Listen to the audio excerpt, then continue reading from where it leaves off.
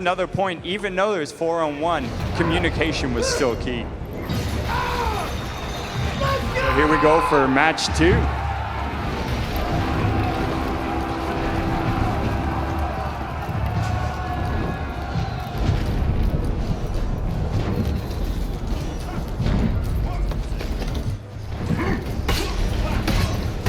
So here we have the Warden going right into the front. This is almost some bread and butter for this character. He can take out a lot of soldiers and really push his team to win the front off the bat. Oh, what a dodge. Well played, but you didn't get far enough. So here you can see the soldiers do play in the battle and they make a big difference in the fights. You can use them as a navigation tool or deterrent against the enemies.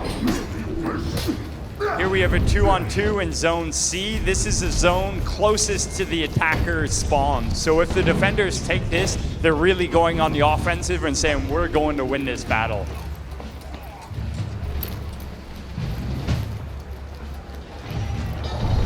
All right, just a quick clarification for those of you folks watching at home. We've actually got Team Samurai, the victors of the first match, in orange this time around. They're the attackers.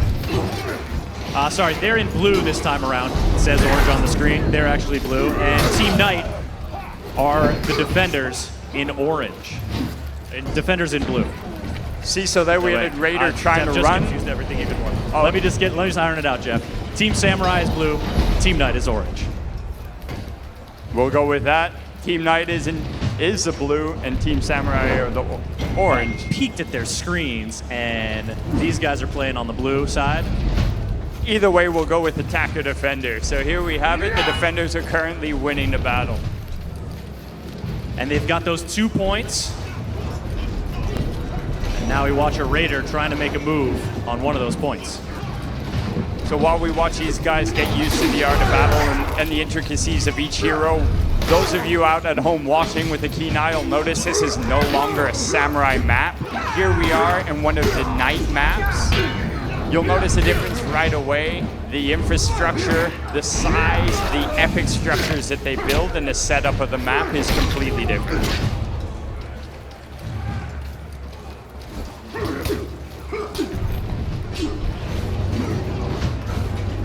And we're gonna see Team Blue going for those revives, having another player right back on the field with you. As anyone who's played a multiplayer competitive game with reviving knows, so powerful. Yeah, man, the ability to skip respawn really helps you make a difference. But on the flip side of that, we wanted a way for you to ensure that that couldn't happen and that a hero that you fell has to sit through the respawn. That's where execution becomes important. Because both on revive and on the execution, you're initiating an animation that leaves you open to attack. So you really have to consider whether you want to follow through. Executing an enemy not only means they have to respawn, they take on a penalty, and it gives you a health buff or a health regen. So there's a benefit and a cost to everything. The crowd really seems to like that knock him to the ground, knee him in the face move. Yeah, the stun definitely has, its benefits, but when you're in a group fight, do you really want to initiate that, or do you want to use the space and wait for support?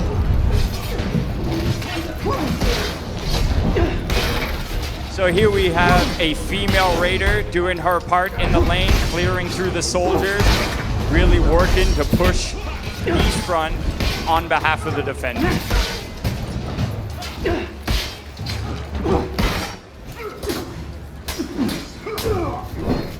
So that's key. All 3 of these heroes that we're seeing today are Vanguard, as I said, kind of like the all-rounders. And all 3 heroes in all 3 factions are available in the male and female loadout variety. So you can really choose a hero and customize it to who you want to be in the battlefield. And even here we see 2 male Raiders facing off, but they've got a different look to them. There is deep customization in terms of what your character's armor looks like, what sort of coloration and patterns you've got on there, the works. Yeah, we work really hard. Our art director does a lot of work in ensuring that there's visual variety. As you can see, there's a decapitation. But the thing with the visual loadouts is that really you can make yourself prominent. So when the opposing team sees you coming, they know what they're in for. They can run and hide, group up, or really try to step up and take you one-on-one. So there is an example of the Kensai level 3 feat, the smoke bomb. That is a tool that allows you to evade outnumber fights or really just blur the battlefield for the opponent. See, so the Kensei right now is going into a part of the map that is narrow, that'll limit his opponents to attacking front on, keeping it one-on-one, even though he's outnumbered in a 3-on-1 fight.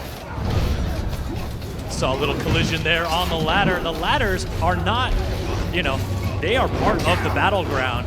Just because you're on a ladder doesn't mean someone's not coming to get you. No, that is true. Ladders often provide alternate routes to high ground, but one of the keys to being around high ground and ledges are not only can you be thrown off the ledges, but enemies can attack from above, giving them a single hit kill, or as we like to call it, death from above. So you always have to be aware of your surroundings, both immediately, but also vertically.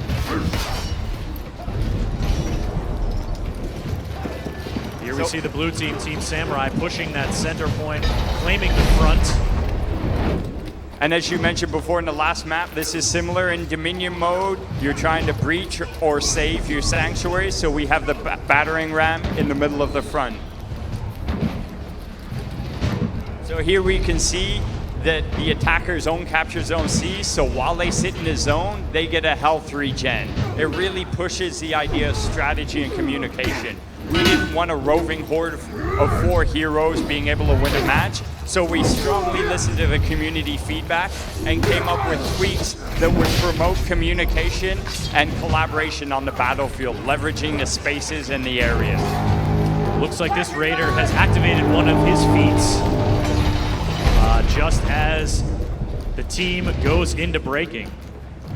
Yep, so here we go. It looks like they'll be able to rally immediately if they can capture Zone C, but it's all about not just capturing zones, but holding them so you keep those points out of play.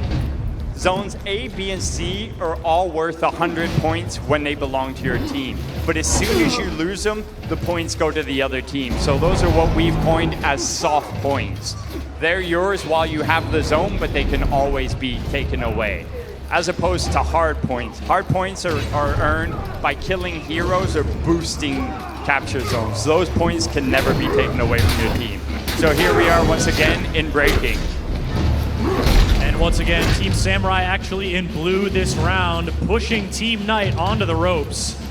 Yeah, and there we saw an execution, so that friendly cannot be revived unless the attackers can rally out of breaking. They are looking pretty close though, although if they lose Zone A, it's looking pretty close to being done. So here we can see the 3 feats that this Raider has gained. The third one is what we like to call internally Berserker. It gives you a speed and an offensive buff, because he's not the fastest of heroes, but with this feat, he really becomes a formidable opponent. So the attackers are definitely doing their part to win the points back, but here we go, using the soldiers as an advantage and using his feats. He's got his back to the fire and he's gonna catch on fire. Oh, here's another community feedback option. We listen to the community, and outnumber fights were almost near impossible to win. So this is what we call revenge mode. It makes your attacks uninterruptible, and it gives you an offensive and defensive buff. But sometimes it's just not enough, Chris. Certainly not, and now we've got 1 attacker left. And it's pretty easy to see by the faces who it is. It's a team captain on the attacker team. So here we go. There's a couple of options for the defenders. If they see enemies that are felled, they can protect the bodies to prevent revive. There was a sprint attack that ended it, Chris. There it is, and that is another win for Team Samurai. So as the defenders won, they're now burning the battering ram.